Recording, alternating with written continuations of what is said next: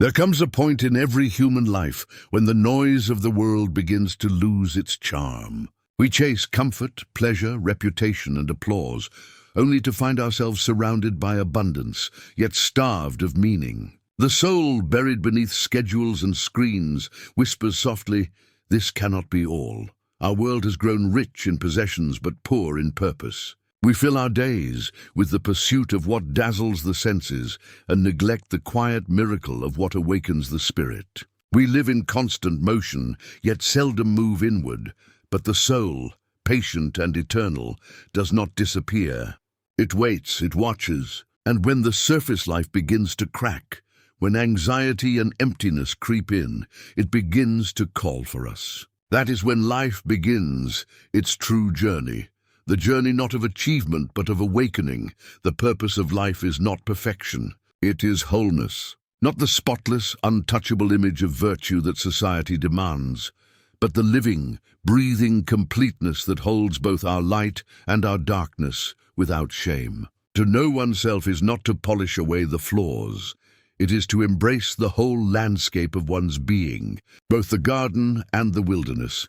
We are born into the outer world, the realm of activity, ambition, and striving. This is where the first half of life unfolds. Here we learn the art of building, creating, relating. We test the strength of our spirit against the storms of circumstance. We must throw ourselves into the current of the world, for it is there that our character takes shape. But even as we build the house of our outer life, the education, the career, the relationships, another house waits within us, dark and silent. It calls quietly through the cracks of our routine, sometimes through longing, sometimes through fatigue, sometimes through a sudden ache we cannot name. Many ignore this call for years, chasing outward victories. Yet when the fire of ambition cools and the applause fades, the emptiness returns. It is then that the second half of life begins, not by age, but by realization. We awaken to the knowledge that what we sought outside can only be found within. To begin this inner journey requires courage, the courage to step away from the collective noise and face the landscape of one's own heart. For the crowd is seductive. Conformity is the great narcotic of the age. It whispers that to belong is safer than to be, but no man ever found his soul by imitating another. The path to the inner self is narrow, winding, and utterly personal. It cannot be borrowed or mapped. It must be walked, step by uncertain step, in silence. Those who do not heed this call often feel its consequences. The dull ache of midlife confusion, the quiet panic that success does not fulfill, the strange feeling of living many roles, but knowing none of them are truly you. The world may call it crisis, but the soul calls it invitation. It is not the breaking down of life. It is the beginning of true life.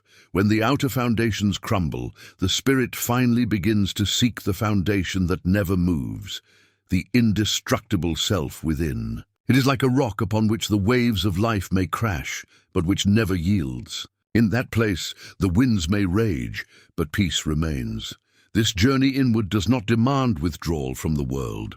It asks only that we live consciously within it, that we touch the earth again, that we return to simplicity. For wisdom is not found in complexity, but in clarity. The soul grows quiet when the hands grow honest, when we cook our food, tend our fire, walk in nature, and live close to what is real. Life becomes sacred not when it is easy, but when it is authentic. The mind has built towers, but it is the body, humble and grounded, that connects us to the soil of life. The heartbeat, the breath, the rhythm of the hands at work, these are the secret prayers of the earth. And those who live close to them do not lose their way easily. In the stillness of old age, one may look back and see all that striving for recognition was but a prelude to something greater, the discovery of the eternal self. The outer achievements were the soil, but the inner growth was the seed.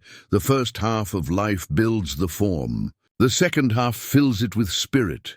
But to cross that bridge, we must pass through the valley of the unknown. We must turn inward, toward the vast, uncharted land of the unconscious. Here the real adventure begins.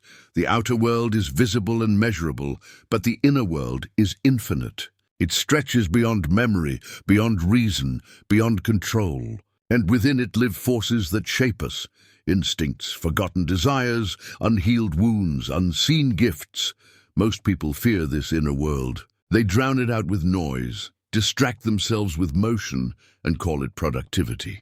But the more one avoids the soul, the louder it stirs. It sends its messages through restlessness, through dreams, through pain. Pain is not the enemy.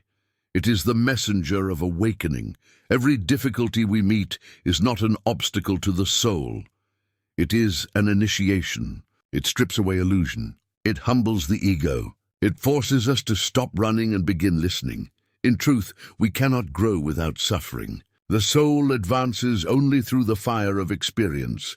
Each trial refines us, burns away the false, and reveals the eternal. Avoidance breeds emptiness. Courage breeds depth. And the brave are not those who never tremble. They are those who tremble and walk anyway. Most people do anything to avoid facing themselves. They drown in pleasure, work, or noise, running from the silence that holds their answers. They open every door except the one within. Yet it is that door alone that leads to peace. The gate to destruction is wide, but the gate to inner freedom is narrow, and few choose it. Yet those who do, even while suffering, find a beauty unknown to the careless and the comfortable. For every psychic advance of humankind has been born from the suffering of the soul. Every leap in wisdom has risen from pain, transmuted into understanding. The soul is not destroyed by affliction. It is tempered by it. Therefore nourish the soul. Feed it silence, solitude, truth. If you do not, it will grow restless and breed dragons in the heart, fears, addictions, bitterness. But tended with awareness, it blooms into serenity. Our griefs, if we dare embrace them, become our greatest teachers. They reveal what cannot be learned in comfort, that peace is not given by the world, but found within its storms. Every wound becomes a doorway, every fall a descent into wisdom. It is not despair that deepens us, but the courage to look at despair and say, I am still here. The soul's work begins not when life is easy, but when it becomes unbearable, when all outer solutions fail and only the inner voice remains. It is then that the sacred words echo through eternity. Who looks outside dreams? Who looks inside awakes. And this awakening, though often mistaken for loss, is the beginning of becoming whole. The pain that once frightened us becomes the passage through which light enters. The silence we once avoided becomes our sanctuary. The solitude we once feared becomes our strength. The search for the soul is not the search for perfection. It is the search for truth, the kind of truth that cannot be borrowed, taught, or imitated. It must be lived, suffered, embodied. To touch that truth, one must be willing to walk alone, not in bitterness, but in reverence. For the soul is not found in the noise of the crowd. It lives in the quiet chamber of your own being, waiting for you to return home. Once a person has turned inward, the true journey begins, the descent into the depths of one's own shadow. The surface self, that polite image we show the world, begins to feel fragile. It smiles but trembles. It acts but doubts. Beneath it lies another world, older than thought, richer than memory, the kingdom of the unconscious. Here lives everything we have rejected, denied, or forgotten about ourselves. Our jealousy, fear, pride, rage, but also our creativity, our wildness, our passion for life. It is a vast ocean beneath the small island of our conscious mind. Most people spend their entire lives trying not to fall into it, but if you wish to know yourself, truly know, you must dive. You must meet the shadow, the silent twin who walks beside you in dreams. Not to fight it, not to destroy it, but to listen to what it came to teach. This is the sacred paradox of self-discovery. The part of us we fear most is often the doorway to our greatest power. The shadow is not evil. It is unrecognized energy. It becomes dark only when left in darkness. When we bring awareness to it, it transforms from monster to mentor, from enemy to ally. Watch your emotions carefully. They are the footprints of your shadow. What angers you reveals you. What you criticize reflects you. What you envy exposes what you have not yet dared to become.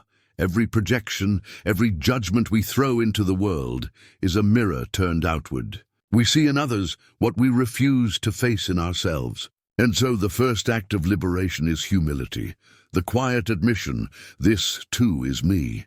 To meet your shadow is to meet the totality of your humanity. And once you embrace it, a strange thing happens. Compassion awakens. You begin to forgive not just others, but yourself. Because now you see that every human being is wrestling with the same hidden storms. You no longer condemn. You understand. You no longer pretend to be pure. You strive to be whole. Those who reject their darkness become prisoners of it. Those who accept it become artists of transformation. It is not enough to polish the light. One must learn to honor the night. Only when day and night meet does the full horizon appear. The integration of the shadow is the apprentice work of the soul. It demands honesty deeper than pride and patience longer than pain. But once complete, it gives birth to something extraordinary, authenticity, the freedom to live without the need to hide. Yet this is only the beginning. Beyond the shadow, another force awaits, more mysterious, more subtle. It is the soul image within us, the inner feminine in man, the inner masculine in woman, the eternal polarity of being, where the shadow reveals what we have repressed. This deeper archetype reveals what we have forgotten, our capacity to love, to create, to dream. It is the bridge between consciousness and the infinite, the artist's muse, the poet's voice, the mystic's vision. It speaks through imagination, through music, through the symbols that rise unbidden in our sleep. Dreams, those strange messages from beyond reason, are the language of this inner guide. They are the whispers of the soul, weaving meaning through images when logic fails. The dream is not random. It is a mirror of the unseen, a bridge to the timeless. It speaks not in words but in symbols, every river a feeling, every door an invitation, every death a transformation. If we learn to listen to our dreams, we begin to remember the deeper intelligence that lives beneath thought. For the mind is clever, but the soul is wise. The practice of inner dialogue, of conversing with these unseen parts of ourselves, is a sacred art. It is to sit quietly and allow the unknown to speak. It is not madness but communion. You are both the seeker and the sought, both the healer and the one who longs to be healed.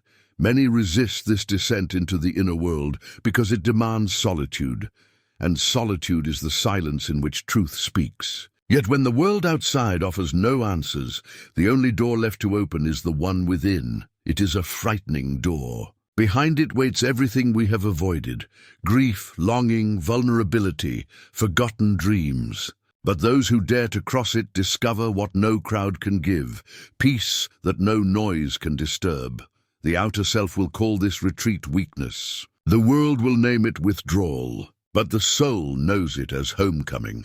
There is a death that must occur before life can truly begin, not a death of the body, but of the false identity we built to survive. When the illusions we clung to collapse, when the mask finally falls, we stand naked before our own truth. And though it feels like destruction, it is rebirth. What dies is the image. What rises is the essence. Every great awakening is preceded by a dark night. The mind calls it despair. The soul calls it purification. For it is only when we lose our borrowed meanings that we begin to hear our own. During this passage, solitude becomes sacred. The quiet hours, once unbearable, begin to heal. We start to notice the pulse of eternity within every breath. We see beauty not as decoration, but as revelation. We sense an unseen order behind the apparent chaos of life. At this stage, something miraculous begins to unfold: synchronicity, moments of meaning that defy logic, patterns that seem to conspire in your favor. A book falls open at the right sentence. A stranger says the words you needed to hear. A delay becomes protection. It is as if the inner and outer worlds have begun to speak to one another, and you, at last, are listening. This is the soul's gentle reminder. What you seek within reflects outward. As you become more real, the world becomes more alive. But to remain in this awareness, you must continue to cultivate stillness. The modern mind is a restless river. It must learn again how to flow in silence. Silence is not the absence of sound, it is the presence of awareness. It is the field in which wisdom grows. It is the sacred space between thought and understanding. To return to silence is to return to the source. To listen deeply is to pray without words.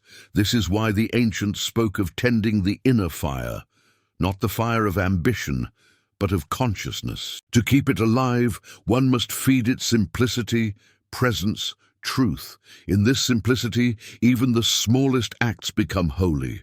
To fetch water, to cook a meal, to light a lamp, all become meditations when done with awareness. The soul does not demand grandeur. It asks for authenticity. It does not seek applause. It seeks meaning. To live this way is not to escape life, but to embrace it in its totality, the visible and the invisible, the fleeting and the eternal. Many people, however, resist this integration. They live only half a life, outwardly successful, inwardly starved. They have conquered the outer world, but lost touch with their inner one.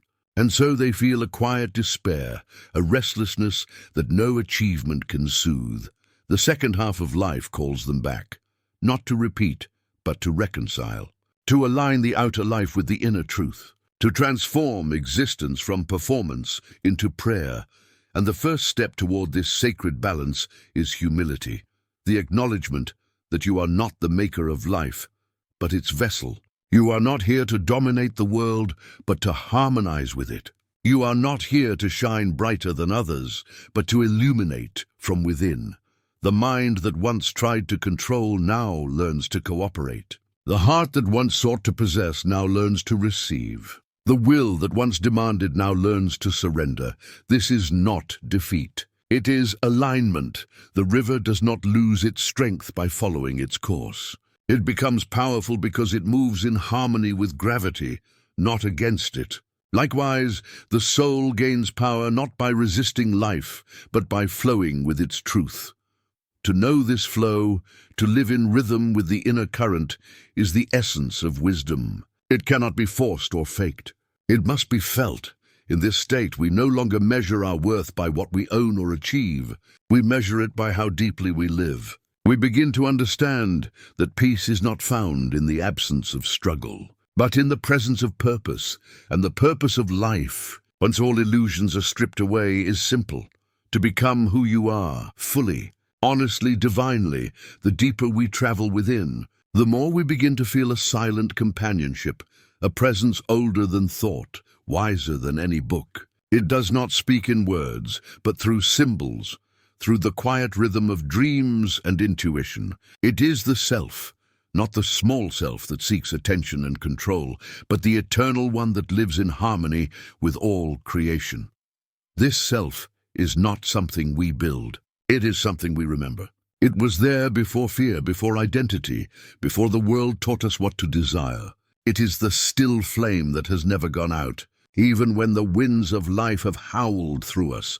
To reach it, we must integrate what we have met along the way: the shadow that once frightened us, the wounded child we once ignored, the deeper voice we once silenced. They are not separate from us. They are the roots of the same tree, and when we bring them together, we begin to feel what we were meant to feel all along: wholeness. Wholeness is not perfection. It is unity. It is the peace that comes when nothing inside us is exiled. When every part has a place at the table of our being, the soul is vast enough to hold every contradiction: light and dark, sorrow and joy, courage and fear. And the moment we stop dividing ourselves into good and bad, worthy and unworthy, we return to our natural state: harmony.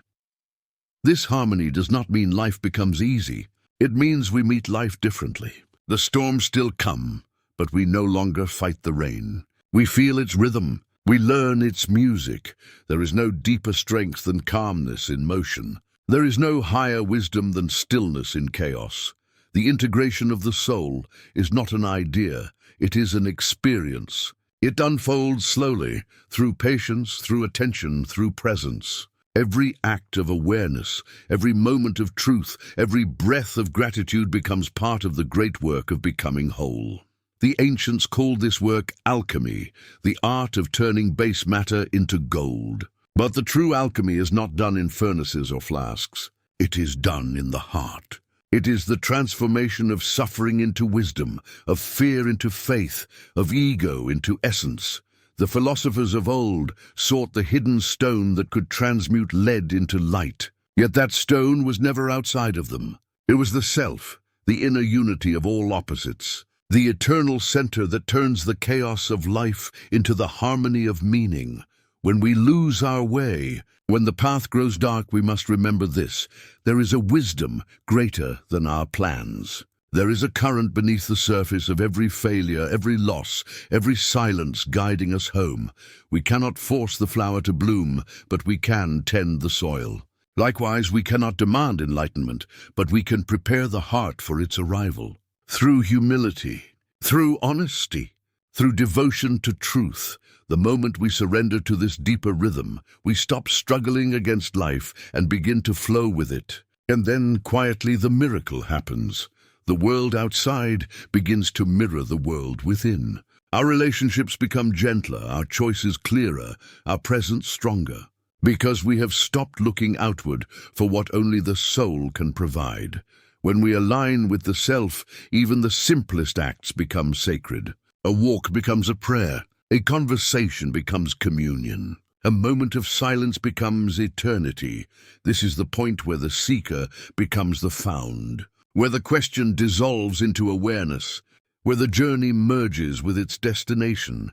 The wise do not seek escape from the world. They see through it. They recognize that every encounter, every challenge, every joy and sorrow is a mirror reflecting their own growth. They live not to possess, but to participate. Not to dominate, but to dance. And this dance, this constant interplay of opposites, joy and pain, birth and death, creation and decay, is not something to fear. It is the pulse of the divine. It is life itself teaching us balance through contrast. To resist this rhythm is to suffer. To accept it is to awaken. When you live from the self, you realize that nothing is wasted. Even your mistakes, even your losses, even your darkest nights, all were necessary to carve the space for light. The soul does not judge the path. It blesses every step.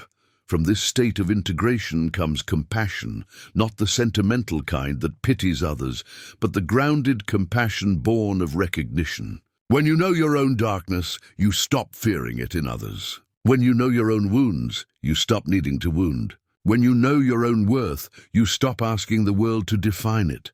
This is what it means to awaken, to live from the inside out, not the outside in. To let your peace shape your world, not your world shape your peace. The awakened person walks through life lightly. They no longer cling nor resist. They serve without servitude, love without possession, give without losing themselves. They act yet remain still inside.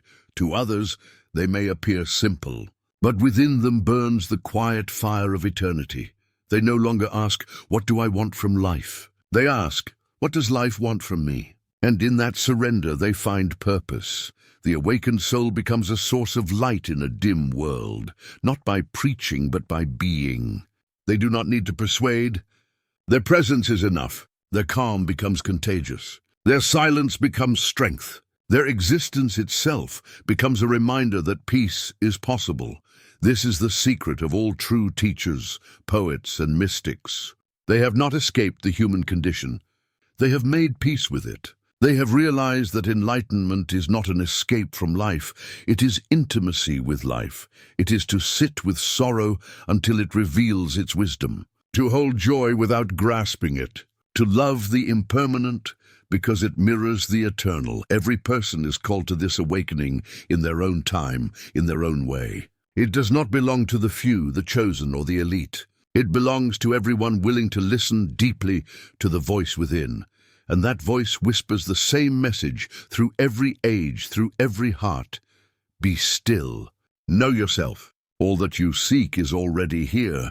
The journey home is not measured by miles, but by awareness. It is the return from distraction to attention, from imitation to authenticity, from noise to silence. When you live this way, you realize that heaven was never somewhere else. It was always the state of a soul that has remembered itself. Life then ceases to be a problem to solve and becomes a mystery to experience. Every breath becomes sacred. Every being becomes kin. Every moment becomes eternity in disguise. And as you look upon the world with new eyes, the eyes of the soul, the eyes of wholeness, you understand what the sages meant when they said, "The kingdom of heaven is within you. It is not a distant paradise. It is this moment, lived in full awareness. It is the peace that comes when you stop chasing what already belongs to you. Now you walk differently, not above the world, but within it. Your steps are slower, yet they carry purpose. Your words are fewer, yet they carry truth. Your silence is deeper, yet it carries love. And in that love, everything finds its rightful place. The rivers still flow, the winds still move, the seasons still turn, but the turmoil inside you has stilled. You have become the unmoved mover within your own existence. The mirror no longer distorts. It reflects the divine clearly. The work is not finished, for life continues, but you no longer seek to finish it. You simply live it with reverence, with awareness, with gratitude. This is the fruit of individuation, the flowering of the self into wholeness. It is not a theory. It is not a doctrine. It is a lived truth that when a human being unites the outer and inner worlds, the personal and the universal, something eternal awakens through them, and from that awakening comes peace. Not the peace of escape, but the peace of participation. Not the stillness of death, but the stillness of presence. A life lived as prayer. A soul finally at home. So if you ever feel lost, remember, the path before you is not someone else's, it is yours. If it feels uncertain, you are walking it correctly. If it feels lonely, you are closer than you think. The light you seek has never been outside you. It has only been waiting for you to close your eyes, turn inward, and see